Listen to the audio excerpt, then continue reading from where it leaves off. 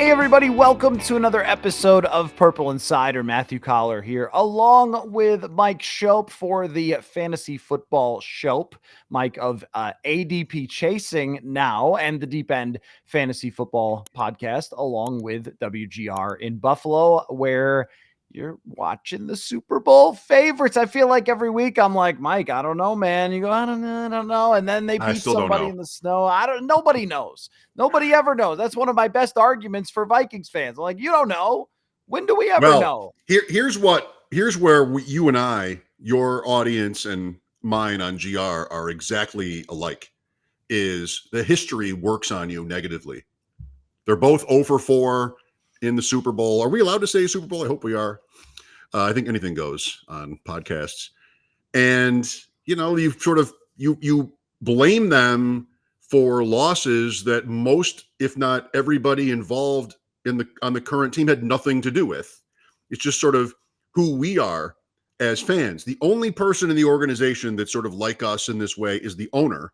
And that's if your team hasn't been sold in the last generation or so. And, that's been different. The Bills have been sold. Doesn't matter. Like that's the person who has the same interests, should have the same interests as you, which is like the overall long-term health of the team. You see NFL teams all the time get undermined because the coach and the GM and the owner, the players, like the timelines don't mesh. The Bears, right? I mean, so always in flux.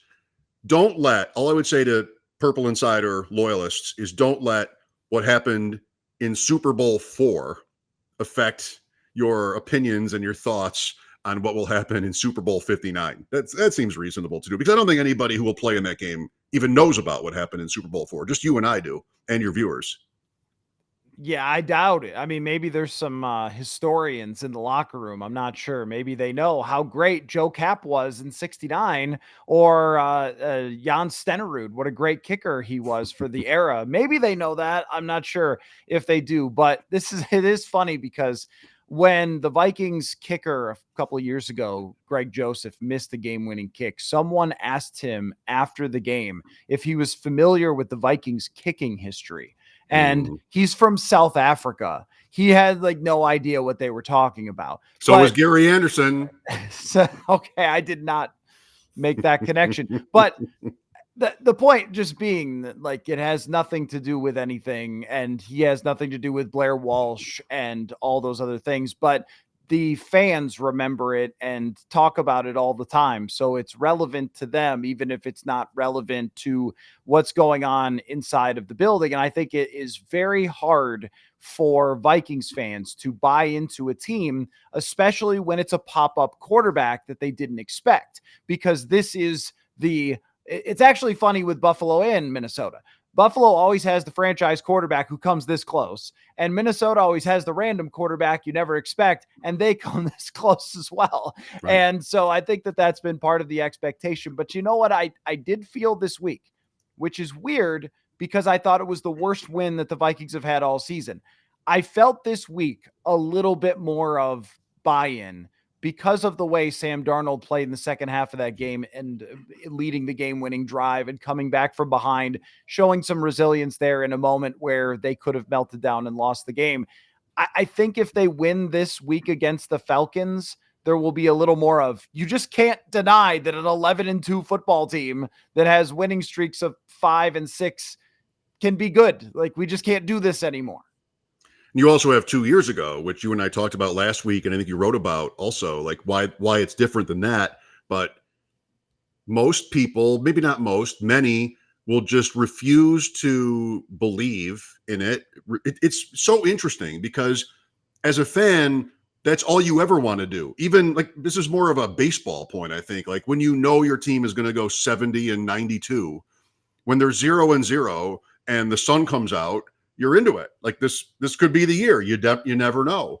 And football is a little bit different like that. But I mean, Minnesota's good. They're really maybe the most interesting team in the NFL for trying to figure out how good. If it's not the Vikings, I think it's Pittsburgh, which keeps going. And now they're winning shootouts, and nobody had that. So we'll see about the Vikings. They've got the schedule. They play Detroit again, week 18. That could be a lot or nothing. And even if the Lions are too good in the regular season and they win that race, you're still going to a team like the Falcons or the Buccaneers or the Seahawks or the Cardinals in the first round, probably. And that's not so bad. Well, and even when you just look at the playoffs and recent history, even with something like point differential, which you and I lean into quite a bit to try to figure out how good the team actually is, which, by the way, at this point in the season, the Vikings are, I think, 70 points better than they were in 2022. Yeah, so right. It is quite a bit of a difference. They were 29th in defense. Now they're whatever it is, 5th in defense. That is different from a couple of years ago. But last year in the NFC Championship, it was a team that had a plus 190 something, which was San Francisco, against the plus 66 Lions team that was flawed going into the playoffs. They get the right matchup. They get, what was it? Tampa Bay coming to Detroit. They were able to handle that. And then they're 1 4th down conversion away from going to the Super Bowl at a plus 66. I think that the league in a weekly basis has become closer and closer and closer as we've gone along. Teams are mostly, there's some really brutal ones, but mostly operating in similar ways when we're talking about the best teams across the board. The game does have the randomness element to it.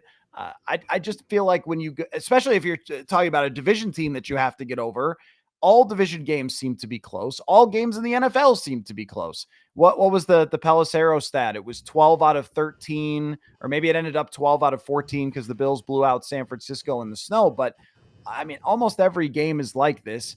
And I don't know, make the playoffs with 13 wins. You can't tell me that that's not a good season or a team that could go somewhere. Yeah, and we do live in a world, and the players have also always been this way where it doesn't matter unless you win after, and that's a little bit sad. I mean, that's the Bills right now is, and maybe the Vikings, like the Bills right now are dominating. They've won 7 in a row, 10-2. They look like the best team in the AFC. If you just don't choose to become hypnotized by what Kansas City has done over the last 5 years. Kansas City looks terrible every week, and the Bills look really good. And so you've got this hot streak. You've got the Josh Allen experience that just continues to wow and amaze, and it's so much fun. And you've got Snow Angels. You can, people do. I don't want to wake up in the morning worried about whether I have to go on the road in mid-January. Just like you have to sort of stay. We had the Sabres together. It's so long ago, but almost 20 years ago. And they had 2 great seasons. And the second season, everybody had obsessed about the Stanley Cup. That's Buffalo, like no championships. Minnesota, kind of can relate. And don't do that. Don't just become swallowed whole by, well, it doesn't matter unless they win in the playoffs, which is so hard. And that's kind of how I'm trying to deal with this season for the Bills, because this season for the Bills is also somewhat unexpected, which is different from the last couple of years. And that's certainly true of Minnesota as well. So you got to enjoy it. If you can't enjoy it, then just quit the game. I mean, really, this has got to be fun. I also think that your point though about expectations it never leaves people. Like it never leaves what you thought the Vikings were going to be. It never leaves what you thought Sam Darnold was going to be. And how many years did it take before it actually did go away what Josh Allen was in the first 2 years of his career, which was a very messy quarterback.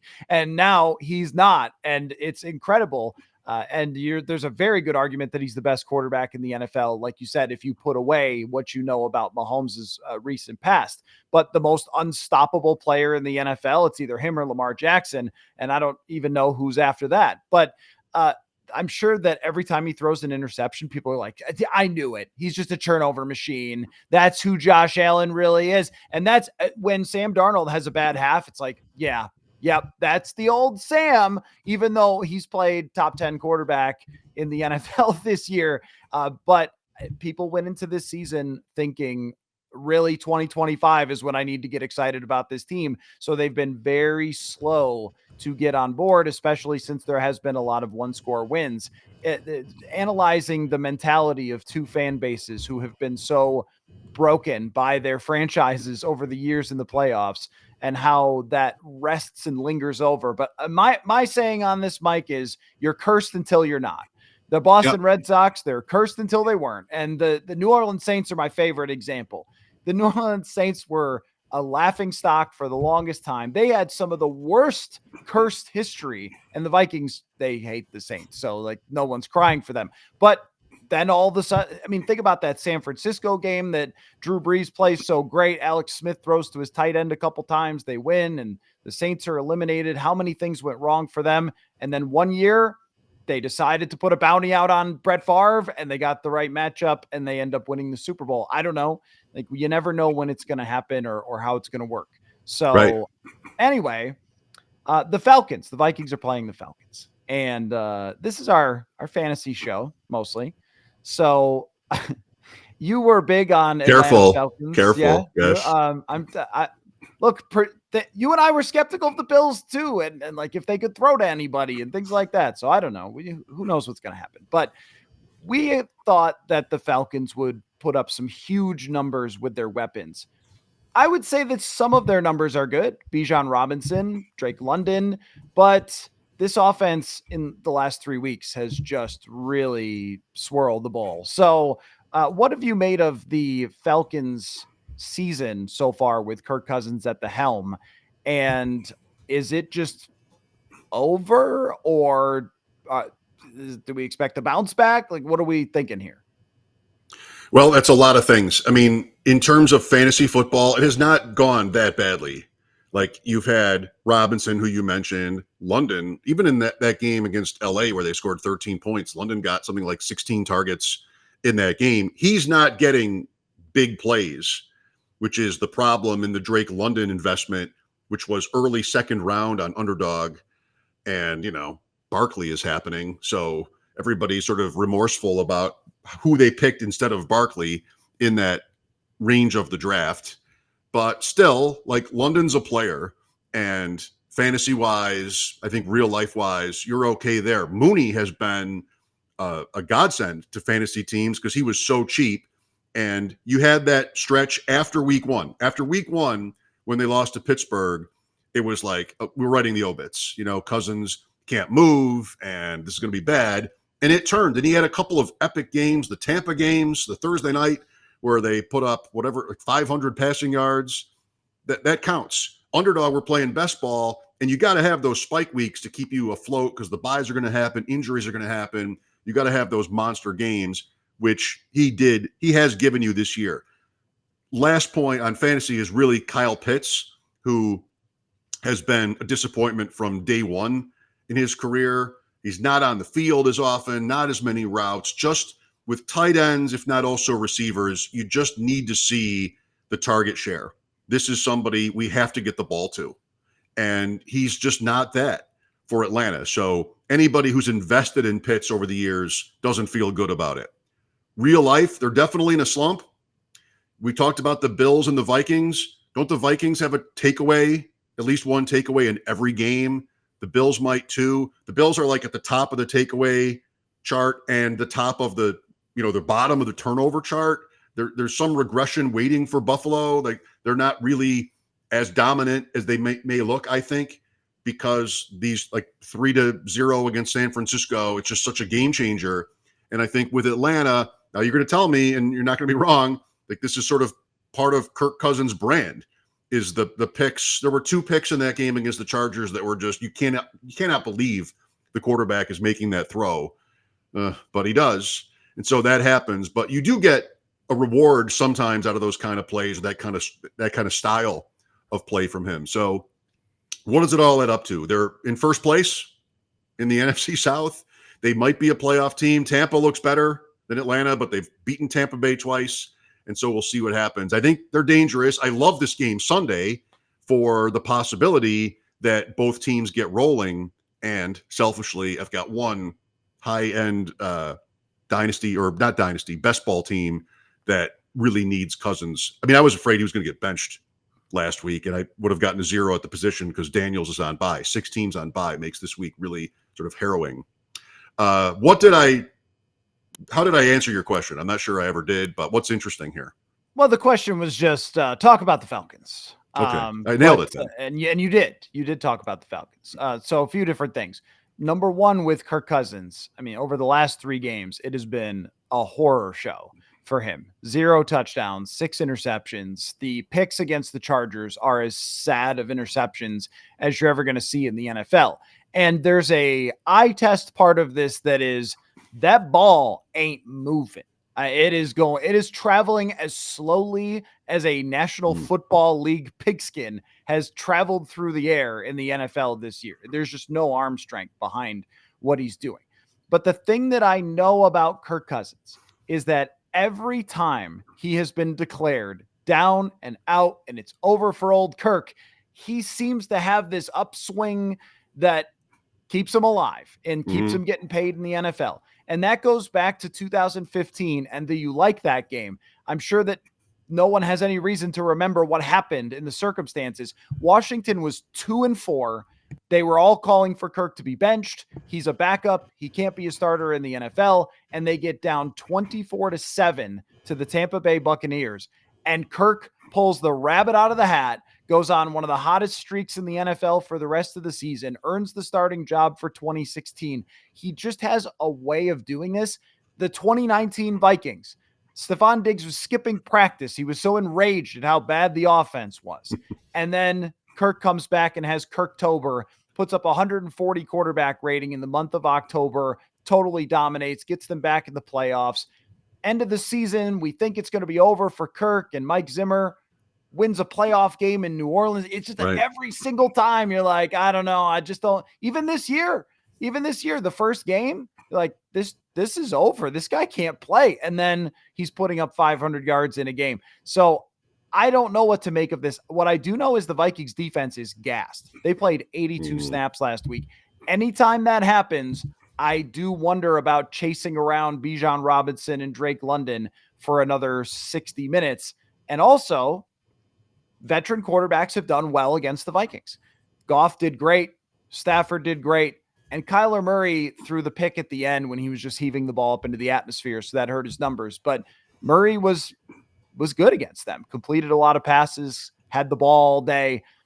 I think that Atlanta is capable of getting the ball out of Kirk's hands and into these playmakers and controlling the clock and being on the field for a long period of time if he doesn't throw an interception or take a strip sack. It's the season high rushing yards against Minnesota last week. Their run defense has been perfect, but Arizona got them a little bit. And, just sort of common sense wise, in terms of Atlanta, you make the arm strength point. If they're seeing decline in him, Mina Kimes is out here saying they should start Penix right now. So if they're kind of close to that, you'd want to run the ball here. I mean, you'd want to see if you can't take advantage of all the points you just made with Bijan Robinson, who you had to have with a high-end first-round pick. And they also throw the ball to him. They've really, for a lot of the last couple of years, Arthur Smith, and then this year for a while, it was really mostly a timeshare at running back for Atlanta with Tyler Algier. But they've cut back on that, and they're really feeding Robinson right now. So I think that's my simple approach to this game if I'm Atlanta. And if you're right that Minnesota is wearing out a little bit and that Arizona showed that they can be run on more than anybody else has all season, then that's what I would want to do here. Protect Cousins and see if I can't win up front with the running game. But the turnover thing, this is it's like 1-score games where there's a bigger, broader, entire National Football League history where you could say, turnovers can be pretty streaky, if not pretty random. Does the ball and its odd egg shape bounce into your man's hands or the other team? Like that whole thing. But when it comes to this team taking it away and Kirk giving it away, Kirk is number one by a little bit in turnover-worthy plays in the entire NFL, certainly exacerbated by last week's game, but number one in turnover-worthy plays. That's kind of why we have that stat, to know if it's random or not. He also has more fumbles than anyone in the National Football League since 2018, 66 fumbles. I think if you're the Vikings, what you're trying to do is you're trying to get these. Like, you're hunting turnovers. You're going to try to survive underneath passes to Drake London. Okay, that's fine. We'll just tackle him. Bijan Robinson, if you don't give up any explosives to him, okay, you can get your 5 or 6 yards a pop. But at some point, Kirk's going to have to straight drop back, and he cannot run away from you. He can't even step up out of the pocket away from you. So blitzing up the middle, I imagine, will be something that they do against him. And then knowing where he's going to go with his hot routes and then trying to jump those. I think that that's going to be the general plan, because they know he's going to be, as he once said, chucking and ducking to try to avoid taking any of these hits. And I mean, he's leading the league in fumbles this year with 12. I think you're just aiming for, can we get a strip sack? Can you get an interception? And if they do that, it won't be much of a game, I think. It's pretty delicious. I'm sure you and your viewers have been excited about this Atlanta game all year, probably hoping that Cousins would last to the point where he would start. It's December now, but he has. And that his durability, he had the 1 year, but that's contributed to his, fumble stat over the last several years, obviously. Not to say that it's not valid. It really sets up for the kind of a narrative game where who should have the edge, the defense familiar with the quarterback familiar with the defense, but more just the emotions. I like for the narrative stuff that the game is in Minnesota, right? Like Cousins going back there, like you sort of talked about in terms of his career, always somebody trying to prove himself. And what better opportunity could you have than this? So that'll make it fun.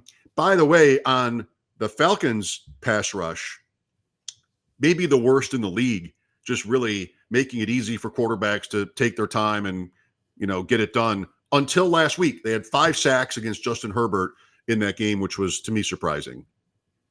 And I think that Arizona puts some things on tape that the Vikings will have to solve, because they have a really good defensive-minded coach. Not so good with game management, as we figured out. If Jonathan Gannon goes for 2 fourth downs in that game, they probably just win. But instead, he did not, and they lost. But his defensive strategy, I just watched it back on tape yesterday. It was really good against Sam Darnold.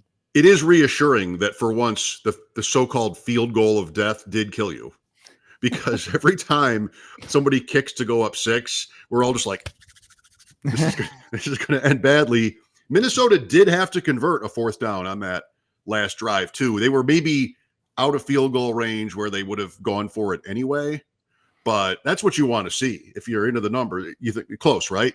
It was close. Yeah, they were in field goal range, but it would have been a long kick. And a little bit too much time left. Yeah. 50 seconds. Is that about right where they were there? Does Minnesota kick for the tie on 4th and 5? You probably know. With that much time left, I think I wouldn't, for kind of the same reasons. I would have gone for it. Yeah, I would have gone for it too. I don't know what Kevin O'Connell was thinking, though. They made a 55-yard kick in the game, and yeah, I honestly don't know. He did admit, though, that it changed his mindset once they kicked the field goal.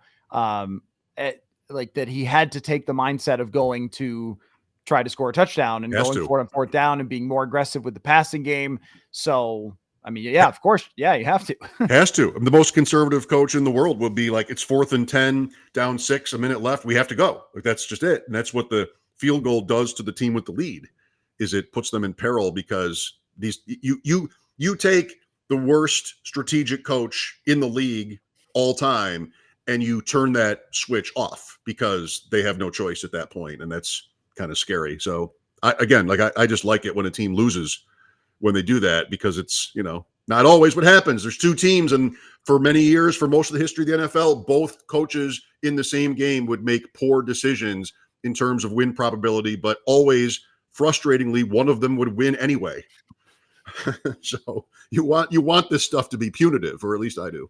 Well, it is exciting when a coach completely blows it, because the coaches have gotten so much better at it, and they all have analytics people up in the boxes now telling them what to do. And sometimes the coach, like Matt Eberflus, doesn't listen to them and blows everything. But they all have this now. They have game management coordinators and everything else. They figured out the value of doing this correctly. So when a coach blows it and we're on the internet or at the game, we're like, aha, I know this better than you. But they're doing much better now. Fourth downs are at an all-time high again for I think maybe the 5th straight year, something like that.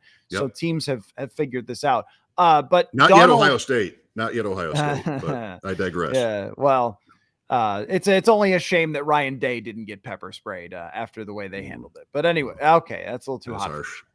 Anyway, I don't know if your team's fighting at the center of the field, standing there and watching them doesn't seem like that's your job, but that's college football and someone else's problem. I think what we're going to see from Atlanta is them try a lot of the different pressures that Arizona did against the Vikings, because they caught them not napping exactly, but maybe unprepared to take on some of the like zero blitzes where they send everyone, or they did some delay stuff where the linebacker just stands there looking like he's ready to play his zone and then takes off, and they were dropping back people from strange places. I think that like Atlanta, sometimes with defense, you're just only as good as you are that day, right? We could, well, they are the top or the worst defense. And then suddenly they're just good because they have the right game plan, the right ideas. So that's something the Vikings have to solve. But getting Justin Jefferson back involved was huge for them, in the biggest moments there. And I don't know what to do with Aaron Jones's fumbling, by the way. I don't think anything, right? Just ignore it. I think you have to. Speaking of mocking coaches, don't we mock the coaches who bench guys for fumbles? Guy's been in the league a long time. What do you have, 2 early in that game? But got in the end zone to sort of salvage his fantasy day. And finally, Jefferson came back. Too late for that team I showed you last week, but came back and put a good day up. Hopefully there's more of that. Yeah, week 14 in fantasy on Underdog and Best Ball, this is it. I mean, after this week is when all those Best Ball Mania leagues cut from 12 teams to 2. That is 672,672 teams in that tournament. You got to get top 2 to make it through. And it's really close in a lot of cases, especially if you're playing high volume. Plus you have 6 teams on bye this week. So some of those drafts, maybe not Best Ball Mania, but a lot of Underdog drafts were set up before the schedule even came out, and you can get really jammed. If you've got Houston, Denver, Indy, New England, Baltimore, Washington this week are the 6 bye teams. So a lot of good players who will not play this week and give you zeros. That's tough. I do want to write Roger Goodell a personal letter to ask how it is that teams have their bye weeks now. It's December, man. These teams have been practicing since July, and this is the first break that you're giving them. I don't know, whatever algorithm they're using. I guess all AI has its glitches. I'm probably wrong, but my feeling on that has always been it's December now and we're out of sweeps. We don't need as many games on TV. They did have 6 teams on bye 2 weeks ago, which was November, but you also have like pre-Thanksgiving. I think television audience, wouldn't it have to, goes heavily into the bye schedule, and like even which teams are off when probably can be affected by that in some way. Yeah, and I'm sure it also affects why we still watch the New York Jets on national TV and so forth. But anyway, so last night you suggested to me that there were some exciting things going on in Underdog Fantasy, promo code PURPLE. And so I pulled up the app, the easiest app in the industry to use, and I went to one of the best ball tournaments that's happening, the Gauntlet, and I just clicked it and said, all right, let's draft. I was watching the Vikings film, and my phone vibrated every time it was my turn. So I was watching the film and I was doing my little film study. And then it would go, and I was like, okay, who we got to draft? 30 seconds on the clock. Here we go.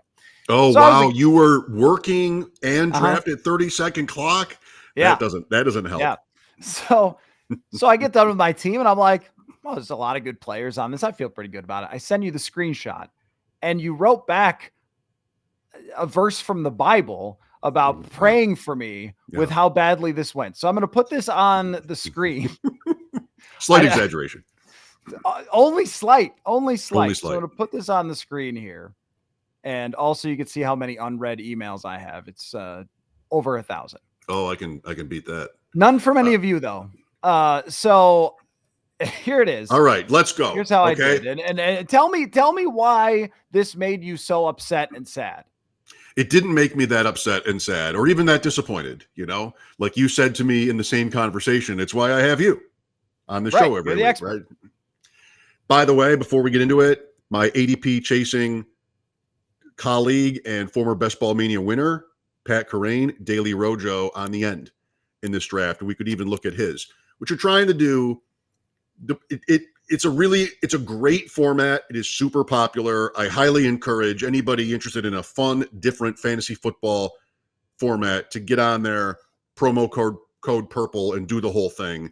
They have $3 entries, and the little mitten is the one, $3. It's really fun, easy, and affordable. It's uncomfortable. We're not drafting a team for a full season where we want to optimize best players, best positions. What you're trying to do here is build a roster that will be teams or players who will make the Super Bowl. And what people do in this format is basically cut their own legs off by drafting players who won't be able to make the Super Bowl because somebody else they already drafted will. So I think ideally you're trying to balance, position, value, and all the usual stuff with who is my bet here? Who is going to New Orleans for Super Bowl 59? And that's why I'd want to look at team 3 with St. Brown, Montgomery, Flowers, and Laporta. Doesn't get to Jackson, who went in the second round. But all right, so we're betting on Detroit, and whether it's Baltimore or Houston, I see Mixon eventually down there. We'll see. But I just don't like for your team how many different NFL teams are represented because we're trying to load up on one or two. Henry and Lamar Jackson in terms of team 5, Mahomes and Kelsey and Hopkins in team 1. That's how I'd want to do it because I think, you can not be buried early in this tournament because you could min cash because you've got guys, especially if Minnesota, say, ends up getting the 1 seed, wins out, and your Gibbs and your AJ Brown are playing in the first week, the extra game, that's a really interesting wrinkle to try to predict. We're still 5 weeks away as well. We don't know who the bye is going to go to or anything like that. But that's really my issue with it, is to make sure you sort of hone in on 2 or 3 teams that could win the whole thing, or at least make the Super Bowl. You don't care who wins. And if you spread out too much, I think, you're probably capped. Okay, just to go through this. All right, for sorry. those listening. Yes. My team, Jahmyr Gibbs, AJ Brown, Nico Collins, which maybe was not a great pick if you don't buy into Houston, but who knows? I'm going to want to see Stroud here. Okay. Well, I did pair a quarterback with somebody else I have. I got Khalil Shakir with the 21st pick, then Jaden Reed and Jordan Love together. Isaiah Likely, at least I took him away from somebody else. Maybe Mike Evans is a bad pick, but is he not going to get all the footballs? And I still think it's possible that Tampa Bay ends up winning that division. Sure. I got both running backs for Pittsburgh. So every time Pittsburgh gives the ball to a running back, I get all their points. That was my thought process. But the thing is, I did the draft and then you said that to me and I was like, oh, that makes complete sense. That if you're competing against so many other people, what you're trying to do here is to hit the home run, right? You're trying to not just get the ball on the fairway and have a pretty good showing, but you're trying to nail the team that goes from, really, you'd want the wild card team to win the Super Bowl, don't you? I mean, wouldn't that be kind of a strategy if you thought that there was a team that was playing wild card weekend because you just get the most games from them? Well, that's every team that makes the playoffs but 2. So that could be Indianapolis, or that could be Kansas City, right? Or that could be Philadelphia, or it could be, I don't know, San Francisco. I mean, just that's we don't know yet. Just recognize it when you look back at that. You see those badges on the top? So 5 of the 6 players in that draft have the underdog, experienced, we've won a lot of money badges.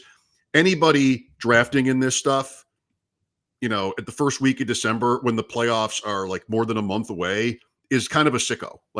We're in here trying to get that edge, make sure if you have the funds for it, kind of max out in these tournaments. And to do that, you got to get in early and shoot your shots. So what I would recommend, and like I don't have a badge. I'm not playing that much or winning that much, at least not yet. But you might want to do a few of those, find a price point. It's really fun, and see what those badge bros are doing with their teams and how maybe to play accordingly. Every draft is different. They're all just different organisms, and you can't know who's getting picked. So sometimes, you get sniped, or you have a plan and it gets blown up. You get punched in the face. So, that happens, and you sort of just, what a lot of these guys will do is just play again, recognizing that, a lot of drafts just don't turn out. But yeah, the key point is, as the draft is getting going, make your bet. Who's going to the Super Bowl? We don't know the bye weeks yet. We don't know the matchups yet. We can't know that. No, neither do your competitors.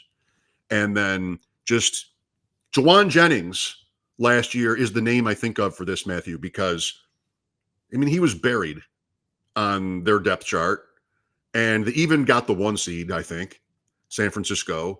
So why would you ever draft a guy who's not playing anyway on a team where they're not going to play as many games?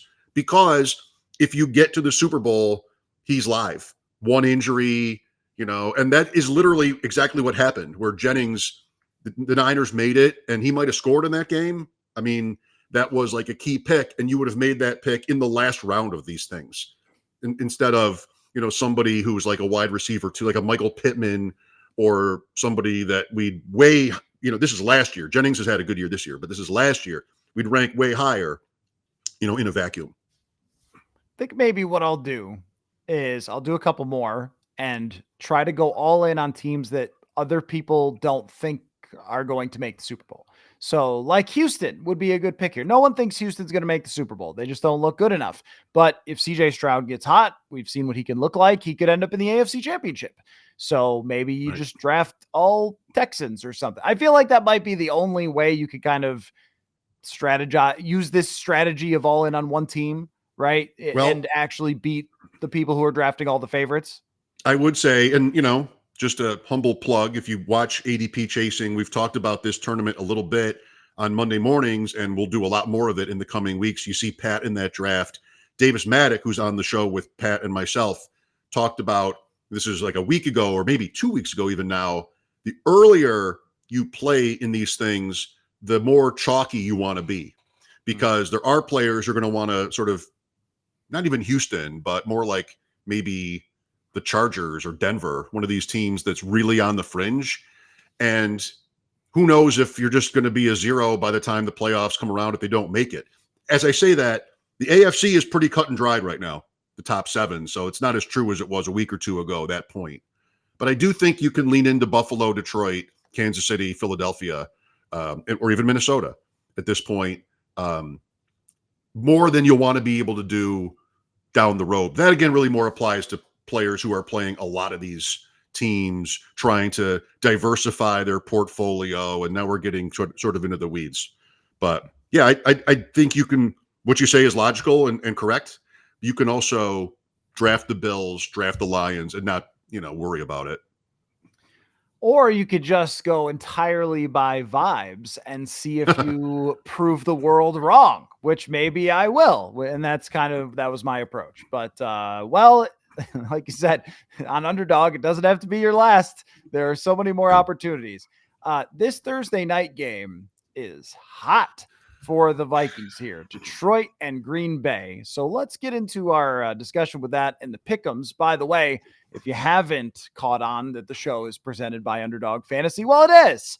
And you can check it out over there, the easiest app to play fantasy sports in the industry. Sign up with the code PURPLE to claim your special pick and first-time deposit offer up to $1,000 in bonus cash. Luckily, as I was telling you last night, I was using my bonus cash to have the worst draft ever. And you must be. I didn't say that either. I didn't quote the Bible. I didn't say that. All this was implied. You quit. You tried to quit the show and never talk to me about fantasy ever again after seeing this draft. Must be 18 or older. Terms apply. Concerned with your play, not for skill reasons. Call 1-800-GAMBLER or NCP Gambling. You can't, I shouldn't joke about this. You can't call that number and be like, oh, I'm so bad at this. I'm concerned with my play. I didn't know what to do. Should I have just taken a couple Texans? Do they know how to take that call? I think we're going to have to delete this part out of the podcast. Love you, Underdog Fantasy. Anyway, so let's talk about this game.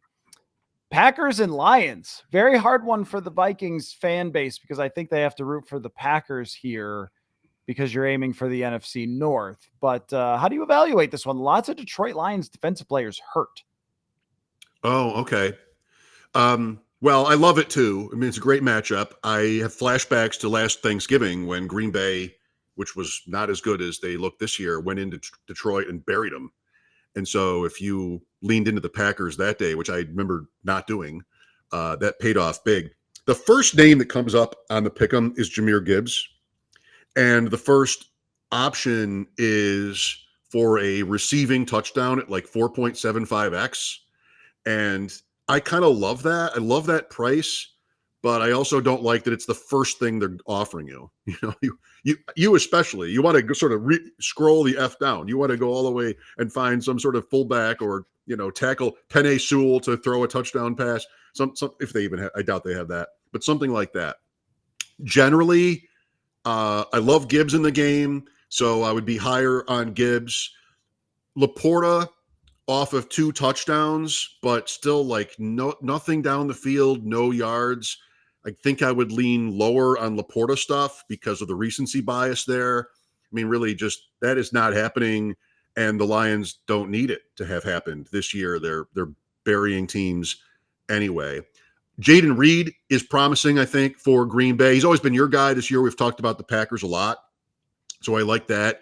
And I'm never comfortable with Jacobs, but I've lost a lot on him this year. He's just one of these half a dozen or so veteran running backs with a terrible, terrible efficiency metrics that just gets the ball constantly on a good offense and beats you in fantasy football. That's just, it's Mixon, it's Jacobs, you know, Mixon quintessentially. I think these guys are just not even good anymore, but here's 25 carries and we're a good offense and, you know, you win.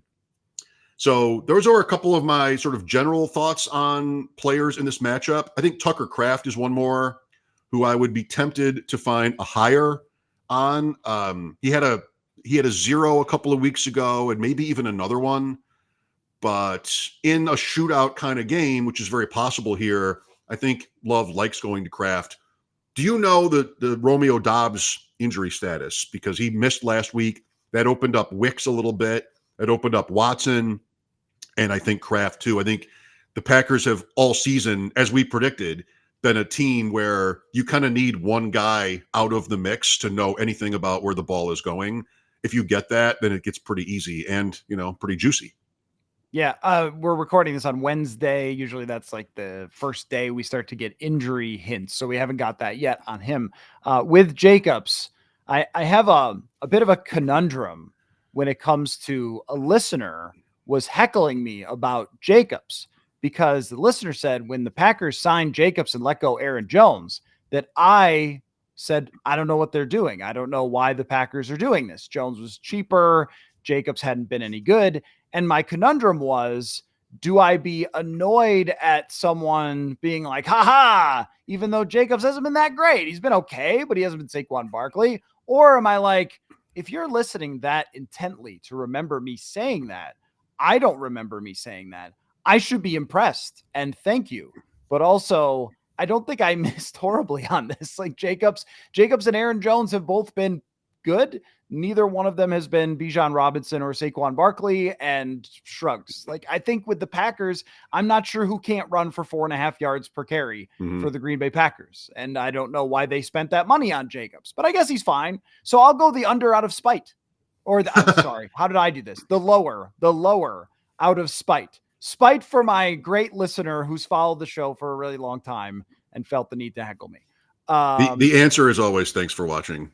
Yeah, but it is. Of course it is. I who knows? Like there can always be a personality thing that factors into that stuff. I don't know if that was the case with Jones. I think durability was the. Yes. I agreed with you on on that move. I thought it was puzzling, but Jones, look at the year with Minnesota.